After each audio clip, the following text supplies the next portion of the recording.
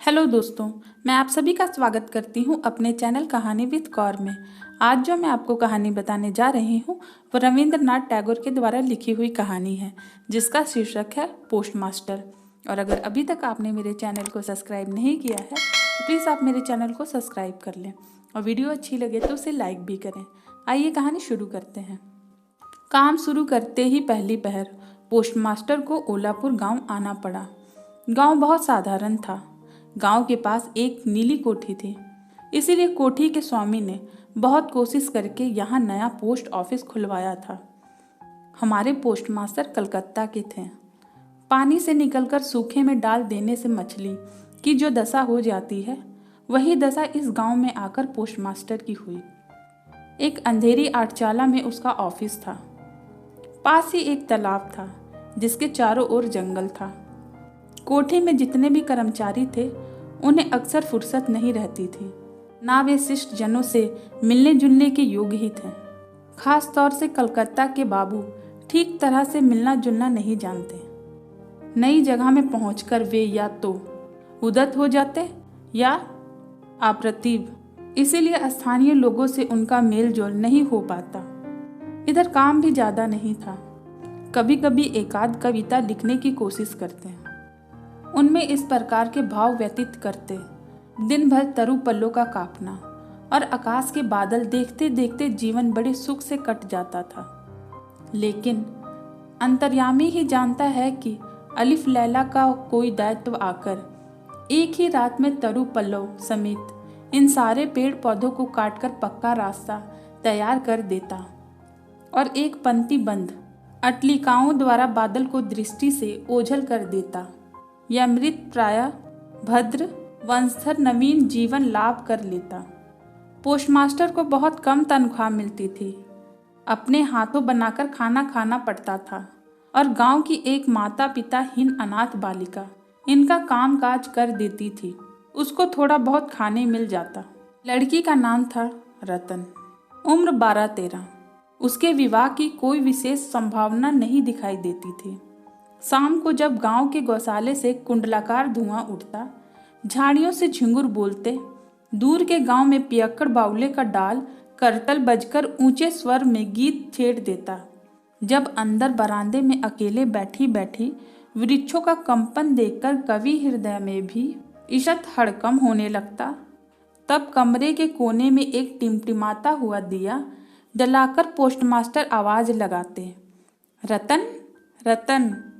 रतन दरवाजे पर बैठी इस आवाज की प्रतीक्षा करती रहती, लेकिन पहली आवाज पर अंदर न जाती। वे कहती, क्या है बाबूजी, किस लिए बुला रहे हो? पोस्टमास्टर, तुम क्या कर रही हो? रतन, बस चूल्हा जलाने ही जा रही हूँ रसोई घर में। पोस्टमास्टर, तेरी रसोई का काम पीछे हो जाएगा, पहले हुक्का भर ला। थोड़ी में अपना गला फुलाकर चिल्लम में फूंक मारती मारती रतन भीतर आई। उसके हाथ से हुक्का लेकर पोस्टमास्टर झट से पूछ बैठे, अच्छा रतन, तुझे अपनी माँ की बात याद है? बड़ी लंबी बात है। बहुत सी याद है, बहुत सी याद नहीं भी। माँ की अपेक्षा पिता उसको अधिक प्यार करते थे। पिता की उस थोड़ी थोड़ी बातें याद है। दिन भर मेहनत करके पिता शाम को घर लौटते हैं। भाग्य से उन्हीं में से 2-1 शामों की याद उसके मन में चित्र के समान अंकित है। उन्हीं की बातें करते करते धीरे धीरे रतन पोस्टमास्टर के पास आकर ही जमीन पर बैठ जाती। उसे ध्यान आता, उसका एक भाई था। बहुत दिन पहले बरसात में एक दिन तालाब के किनारे दोनों ने मिलकर पेड़ की टूटी हुई टहनी की बंसी बनाकर झूठ मूठ मछली पकड़ने का खेल खेला था। अनेक महत्वपूर्ण घटनाएं की अपेक्षा इस बात की याद उसे अधिक आती। इस तरह बातें करते करते कभी कभी काफी रात हो जाती। तब आलस के मारे पोस्टमास्टर को खाना बनाने की इच्छा ना होती। सवेरे की बासी तरकारी रहती और रत्ना झटपट चूल्हा जलाकर कुछ रोटियां सेक लेती। उन्हीं से दोनों का रात्रि भोजन का काम चल जाता। कभी कभी शाम को उस वृहत आटचाला के एक कोने में ऑफिस की कांठी की कुर्सी पर बैठे बैठे पोस्टमास्टर भी अपने घर की बातें चलाते। छोटे भाई की बात, माँ और दादी की बात, प्रवास में एकांत कमरे में बैठकर जिन लोगों के लिए हृदय कतर हो उठता उनकी बातें, जो बातें उनके मन में बार बार उदय होती रहती, पर जो नील कोठी के गुमसतों के सामने किसी भी तरह नहीं उठाई जा सकती थी। उन्हीं बातों को उस अनपढ़ नन्ही बालिका से कहते हैं। उन्हें बिल्कुल संकोच ना लगता। अंत में ऐसा हुआ कि बालिका बातचीत करते समय उनके घर वालों को चिर परिचितों के समान खुद भी माँ, दादा, दादी कहने लगी। यहाँ तक कि अपने नन्हे से हृदय पर उसने उनकी काल्पनिक मूर्ति भी चित्रित कर ली थी। एक दिन बरसात में दोपहर में बादल छट आए थे और हल्का सा ताप लिए सुकोमल हवा चल रही थी। धूप में नहाए घास से और पेड़ पौधों से एक प्रकार की गंध निकल रही थी। ना जाने कहाँ से एक हठी पक्षी दोपहर भर प्राकृतिक के दरबार में लगातार एक लय अनंत करुण स्वर में अपनी नालिश दोहरा रहा था। उस दिन पोस्टमास्टर के हाथ खाली थे। वर्षा के धुले लहराते चिकने मृदुल तरु पल्लों और धूप में चमकते पराजित वर्षा के भग्नावास्टिक स्तूपाकार बादल सचमुच देखने योग्य थे। पोस्टमास्टर उन्हें देखते जाते और सोचते जाते कि इस समय यदि कोई आत्मीय अपने पास होता, हृदय के साथ एकाग्र संलग्न कोई स्नेह की प्रतिमा, मानव मूर्ति।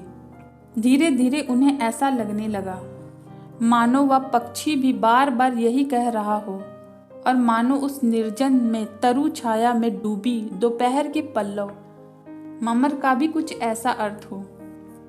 मानो वह पक्षी भी बार बार यह कह रहा हो और मानो उस निर्जन में तरु छाया में डूबी दोपहर के पल्लव ममर का भी कुछ ऐसा ही अर्थ हो।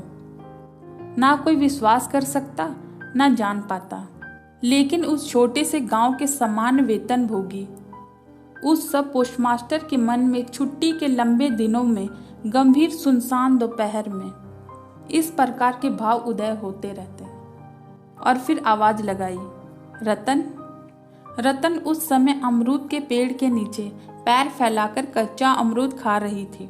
वह मालिक की आवाज सुनते ही तुरंत दौड़ी आई और हांफती हांफती बोली, भैया जी मुझे बुला रहे थे।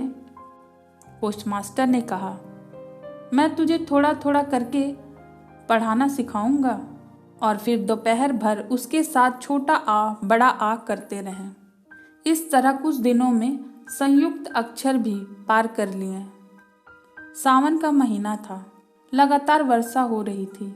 गड्ढे, नाले, तालाब सब पानी से भर गए थे।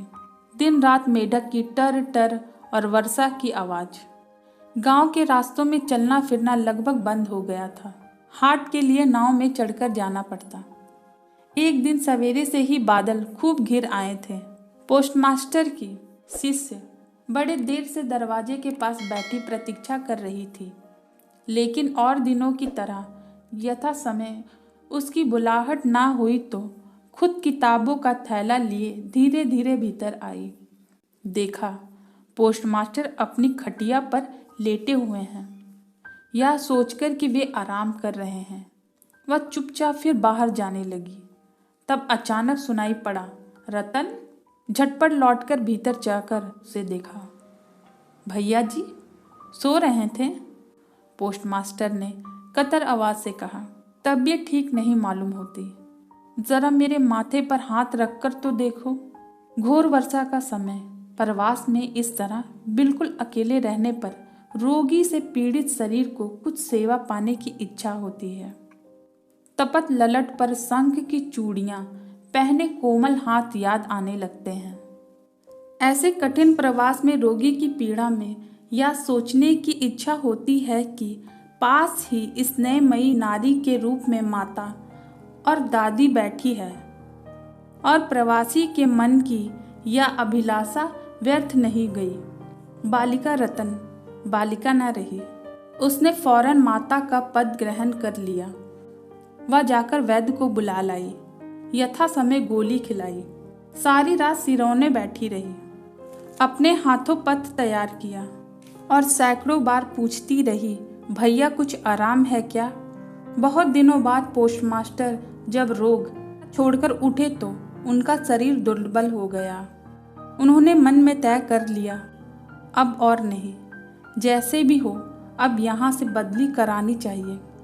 अपनी अव्यवस्था का उल्लेख करते हुए कलकत्ता दरख्वास्त भेज दी।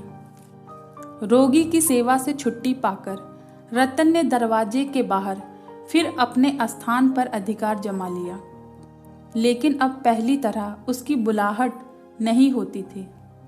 वह बीच बीच में झांक कर देखती।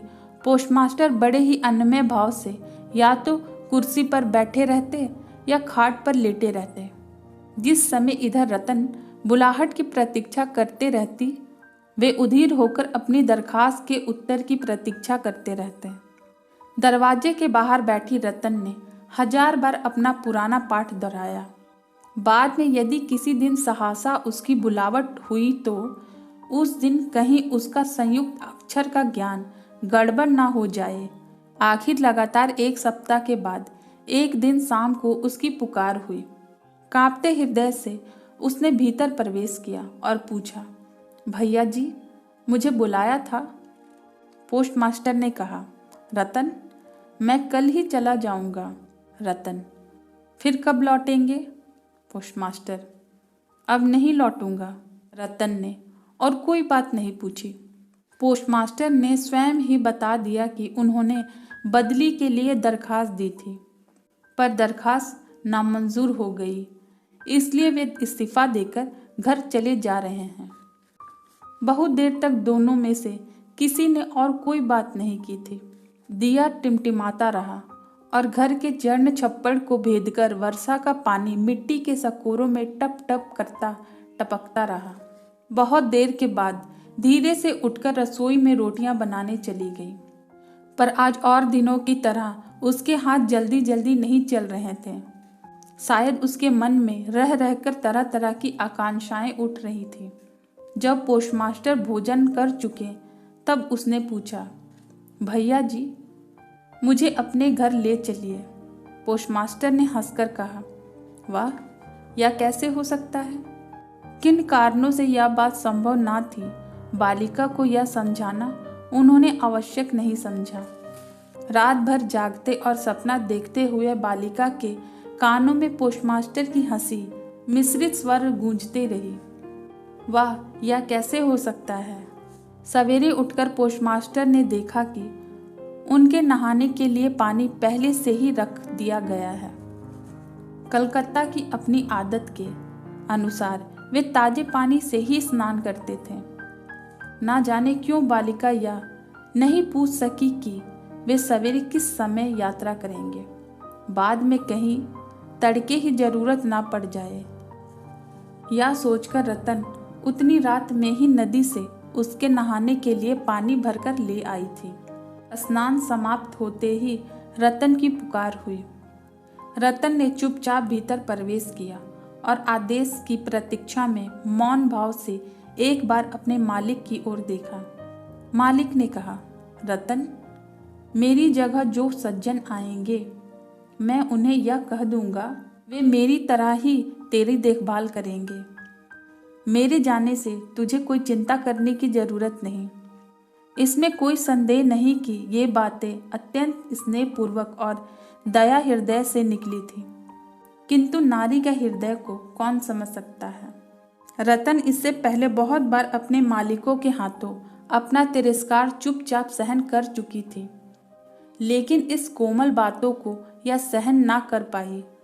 उसका हृदय एकाएक उमड़ आया और उसने रोते रोते कहा, नहीं नहीं, तुम्हें किसी को कुछ कहने की जरूरत नहीं है, मैं रहना नहीं चाहती।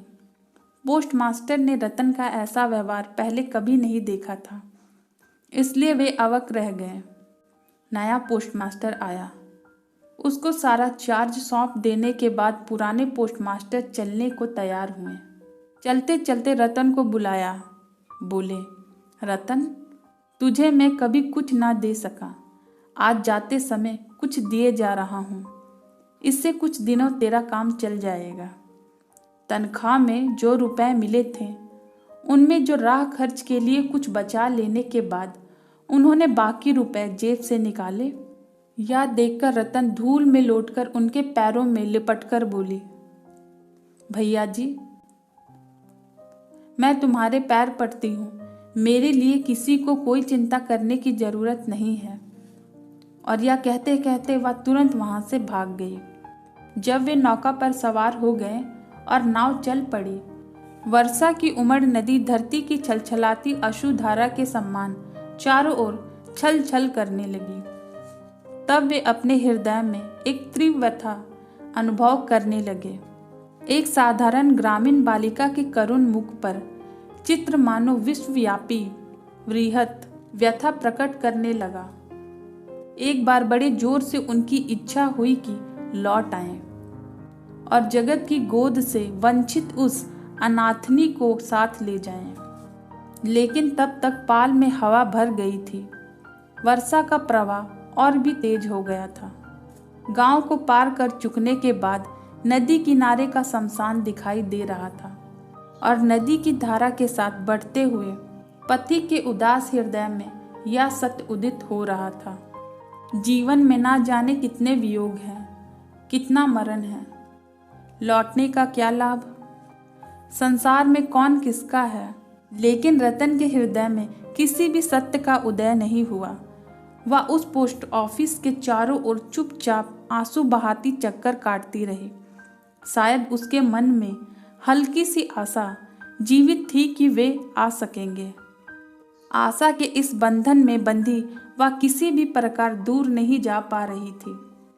हाय रे बुद्धिहीन मानव हृदय, तेरी भृति किसी भी तरह नहीं मिटती। युक्ति शास्त्र का तर्क बड़ी देर बाद मस्तिष्क में प्रवेश करता है। प्रबल से प्रबल परिणाम पर भी अविश्वास करके मिथ्या आशा को अपनी बाहों जकड़कर तू भरसका छाती से चिपकाया रहता है। अंत में एक दिन सारी नाड़ियां कटकर हृदय का सारा रक्त चूसकर वह निकल भागती है। तब होश आता है कि मन किसी दूसरी भ्रति के जाल में बंध जाने के लिए व्याकुल हो उठता है। बस इतनी सी थी कहानी। धन्यवाद।